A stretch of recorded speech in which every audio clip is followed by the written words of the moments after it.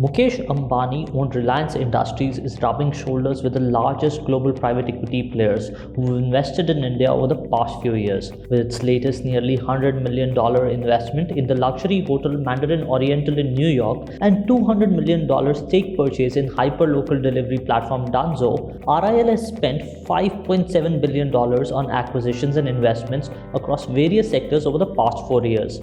Its investments would have hit $9 billion if its deal to acquire Future Group's retail business, which is mired in a legal battle for control with Amazon, had been cleared. Nonetheless, Reliance's investments stand tall against SoftBank's $14 billion invested over a decade and Prosus' $6 billion investment since 2005. RIL invested $1.8 billion in a host of companies in 2021, either by taking stakes or going for outright acquisitions. It ventured into the world of fashion and invested in companies run by designers Ritu Kumar, Manish Malhotra and Anamika Khanna. In addition, it also brought Amante and Zivame. It also acquired online milk delivery platform Milkbasket for an undisclosed sum. That said, telecom, internet and new energy segments account for RIL's largest sectoral investments. While the first two sectors have seen investments worth $2.5 billion since 2018, Ambani has so far spent $1.3 billion in new energy sector. Analysts say Reliance's investments and acquisitions are part of a larger plan to fill in the technology gaps and believe the firm is looking to grow businesses faster with partners wherever possible. A.K. Prabhakar, Head of Research at IDBI Capital, decodes the investment rationale for us. These few investments are complementary investment only. Already, they have stake in one hotel. I think Oberoi Group, Reliance already has a stake. For the retail segment, JioMart is there. For that, Dunzo will work out.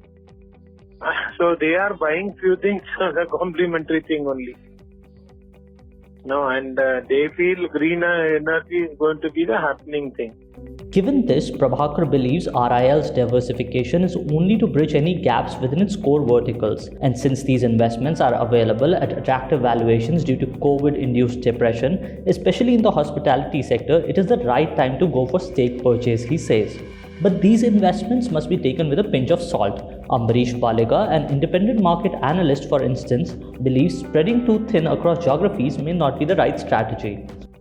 The best time to raise money is when plenty is available, and especially when there is a requirement for acquisition as well as capex for future growth, and Reliance is just doing that. Some of their recent investments are clearly in line with the longer-term trajectory of their businesses, especially for clean energy. They invested in Norwegian solar panel maker REC Solar, as well as an Indian builder of renewable projects Sterling & Wilson. Their recent investment in Dunzo too has energies with retail, as Dunzo is the last mile provider. However, the investments in Stoke Park Resort in UK and now New York's Mandarin Orient Hotel somehow doesn't fit into the stated objectives, though they have interest in hospitality in India, including the Mammoth Convention Center in BKC.